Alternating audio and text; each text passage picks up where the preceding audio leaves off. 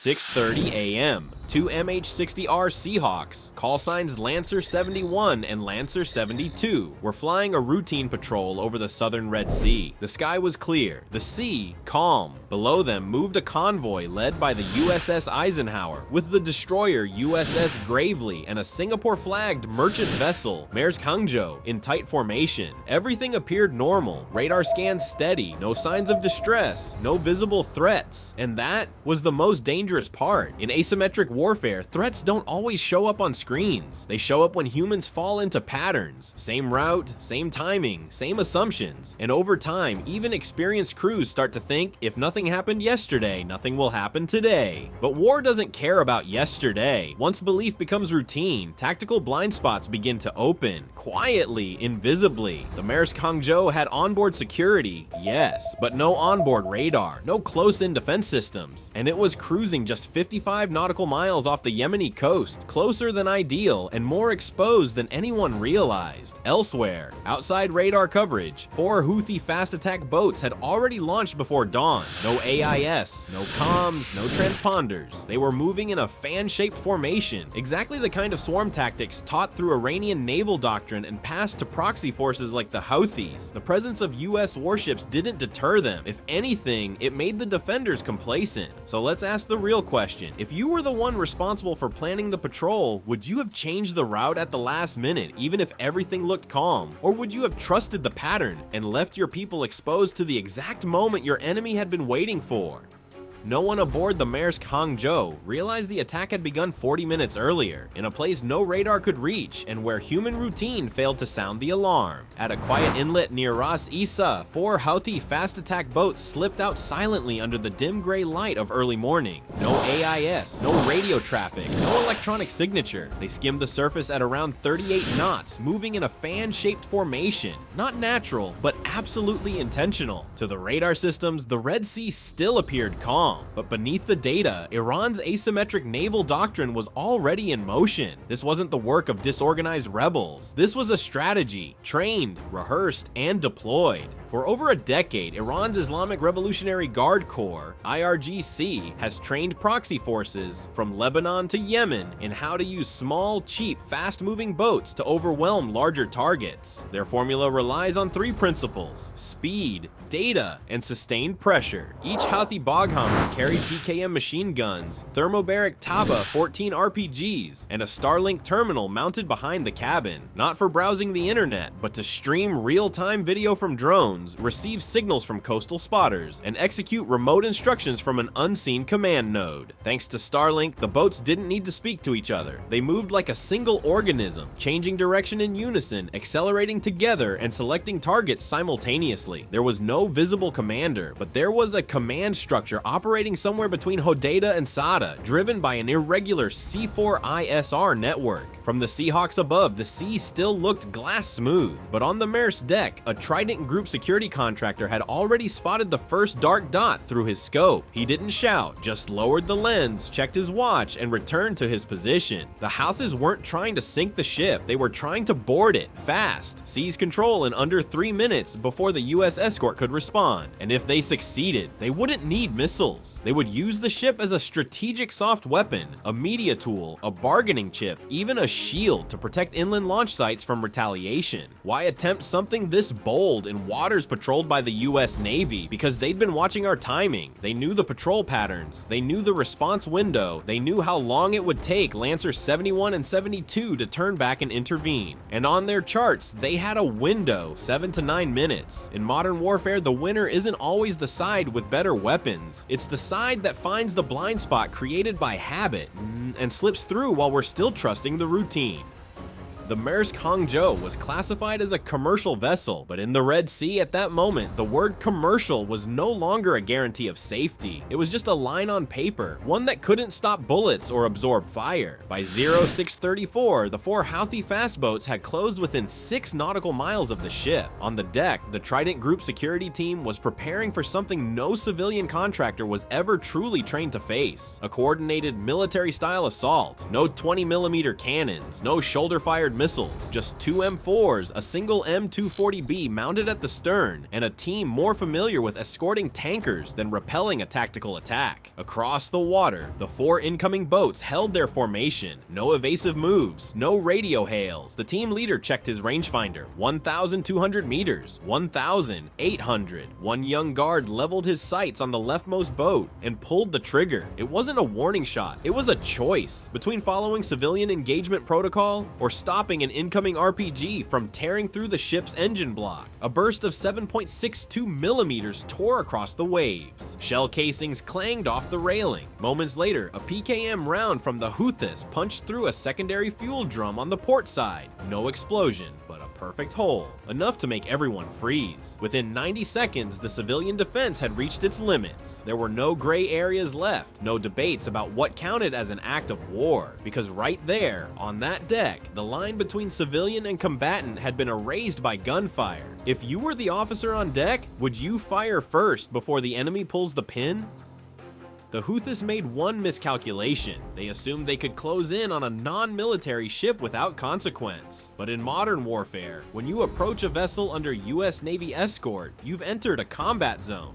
When the emergency call came through the encrypted channel from the Maersk Hangzhou, the clock inside Lancer 71's cockpit read 063425. The lead pilot had flown dozens of hours over these waters, but this time the voice on the radio didn't sound like a routine threat report. There were no diplomatic terms, no buffer language, just 3 words: contact under assault. The line went dead immediately after. No further orders were needed. Within 6 seconds, both MH-60R Seahawks, Lancer 71 and Lancer 72 transitioned from patrol to combat response mode. Engines surged, altitude dropped, the aircraft shifted into a direct attack trajectory toward Maersk's last coordinates. Distance to target, 26 nautical miles. Cruising speed, 160 knots. Estimated time to intercept, 9 minutes, 540 seconds. Too late to stop the initial boarding attempt, but just in time to prevent the takeover from being completed. In the first 20 seconds, the flight crews had to make a critical decision: take the straight line route, faster but fully exposed to RPG fire from the Houthi boats, or swing southwest to avoid suspected radar coverage and arrive 40 seconds too late. The pilot of Lancer 71 chose the direct approach. We go straight. If they see us,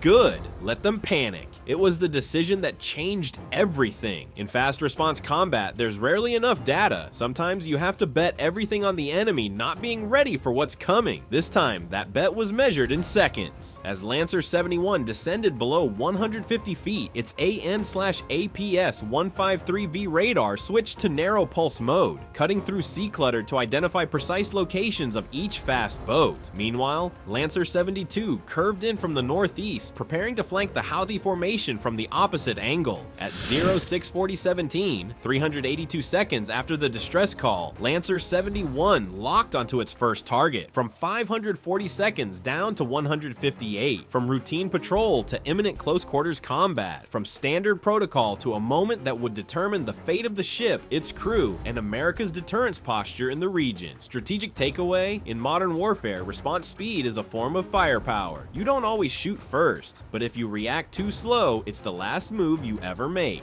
064018, Lancer 71 was now less than 1,600 meters from the first Houthi boat. At an altitude of 150 feet, the Seahawk banked slightly, stabilizing for the shot. The door gunner clicked off the safety on his GAU 21.50 caliber heavy machine gun, capable of firing over 1,100 rounds per minute. At that exact moment, Houthi Boat 3 opened fire with a PKM. Red tracer rounds slashed through the air, some passing within 15 meters of the helicopter's fuselage. It was a reckless gamble, and the last decision that crew would ever make. No warnings, no negotiations. The Seahawk fired. In just 3 seconds, the gunner on Lancer 71 unleashed 2 short bursts directly into the enemy boat. Armor-piercing incendiary rounds tore through the engine housing, triggering a small secondary explosion near the fuel cell. Moments later, the boat ignited, tipped, and sank sank beneath the surface in under 45 seconds. Meanwhile, Lancer 72 approached from the northeast. Instead of focusing on the same target, it split off and locked onto Boat 2, which had almost reached Maersk Hangzhou. A 3-second burst disabled the rudder, sending the boat sideways. The gunner then unleashed a full 6-second spray, ripping through the starboard hull. The boat keeled, broke apart, and vanished. From Maersk's stern, the crew could see nothing but smoke trails and a slick of fuel widening across the sea. The Houthi formation was now broken. Boat 4 began retreating, leaving Boat 1 caught in the kill zone. Lancer 71 and 72 shifted fire, alternating suppression bursts in a crossfire pattern, denying the enemy any time to regroup. Boat 1 took multiple hits below the waterline. Not enough to sink immediately, but it lost maneuverability. Tactically, this was a textbook demonstration of how modern air power can dismantle fast boat swarms. Using altitude and angled approach, coordinated pincer fire from multiple vectors, sustained fire in alternating rhythm to overload enemy response. In just 4 minutes and 15 seconds, the two Seahawks neutralized 3 of 4 hostile boats, forcing the last one to retreat in disarray.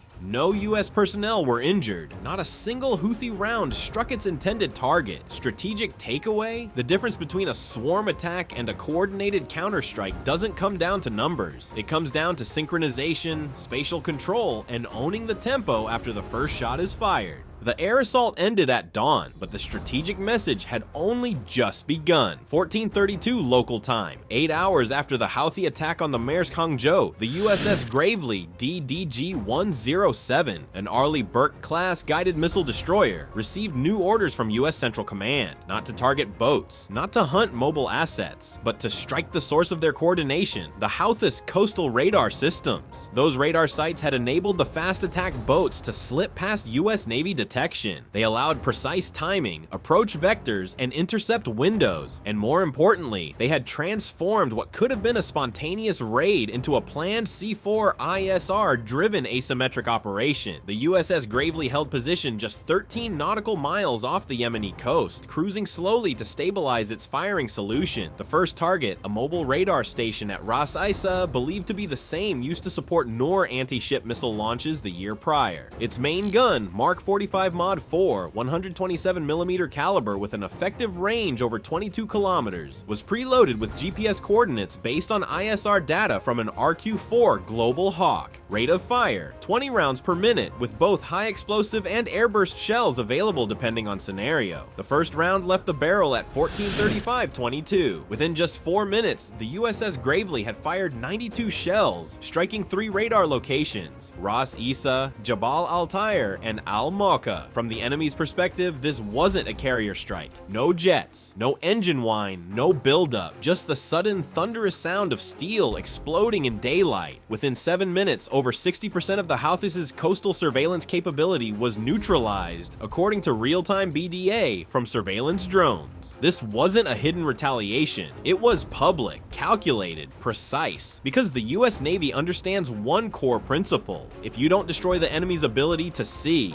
eventually they'll see you first. Strategic takeaway? In modern warfare, return fire isn't just retaliation, it's control of the tactical environment. Disabling a radar doesn't just blind the enemy, it shifts the entire OODA loop, observe, orient, decide, act, back in your favor. 21:43 local time. The sky was dark, but the counteroffensive wasn't over. This time it came from above. From the flight deck of the USS Eisenhower, 4 FA-18E Super Hornets from Strike Fighter Squadron Vive FA-131 launched silently into the night. Each aircraft carried a weapon the enemy wouldn't hear until it was far too late. The AGM-154 CJSOW, Joint Standoff Weapon, a long-range glide munition designed to obliterate hardened targets without putting pilots in danger. No engine roar, no radar signal, just a networked targeting order, and a single set of coordinates. The Al-Durayhimi Missile Warehouse, a strategic logistics hub deep in southern Al-Hudaydah. This was the Houthis' central stockpile. Kasef drones, Nor cruise missiles, C2 control systems, and short-range ballistic parts. According to intelligence, it was not located near civilian structures, but was protected by Iran-supplied GPS jamming and passive radar systems. The JSOWC was chosen for its ability to penetrate 3.7 meters of reinforced concrete. Its broach warhead used a two-stage detonation, a precursor charge to blast open the target structure, followed by a delayed payload to destroy what was buried inside. Flight time from launch, over 100 kilometers. Flying low, gliding beneath radar coverage. At 21:56, 4 JSOWCs were released. Each carried a 500-pound warhead guided by inertial navigation and encrypted GPS. All 4 struck their assigned impact points within the same minute. Intercepted Houthi communications confirmed the aftermath. 18 Kasef drones destroyed 4 Nor missiles neutralized before assembly. Full loss of command and control infrastructure, 2 Iranian advisors and 12 Houthi personnel eliminated, no civilian casualties. No pilot exposure, no warning given. This wasn't just retaliation, it was a demonstration of strategic technological dominance. We know where you are, we know what you're storing, and when necessary, we can take it all away without ever setting foot on your soil. Strategic takeaway? In 21st century warfare, it's not the number of bombs dropped that matters. It's choosing the single strike that renders the rest of the enemy's arsenal irrelevant. There were no more launches in the next 48 hours after the Al-Durahimi strike. No additional fast boats left Ras Isa. No signals were detected from the remaining radar stations. The battlefield went quiet, but in warfare, silence is never the end. Silence is the moment for reevaluation, recalibration, and doctrinal reaffirmation. The Houthis didn't vanish. They didn't collapse. But after suffering a failed operation, recorded by ISR platforms, satellites, and thermal drones, they did what every asymmetric force does after taking a strategic hit. Go dark, regroup, learn. So what was their biggest miscalculation? Not the choice of target, not the weapons used, but their underestimation of the US reaction timeline, especially the interoperability between air power, naval assets, ISR intelligence, and electronic warfare coordination. The Houthis believed that targeting a commercial ship would delay a military response. That using passive radar and UAV relays would mask their assault pattern. That bases like Al-Durahimi lay within a gray zone the US might hesitate to strike, especially with Iranian advisors nearby. All of those assumptions were wrong. What the US delivered wasn't just destruction, it was a message layered through each strike. Every move you make,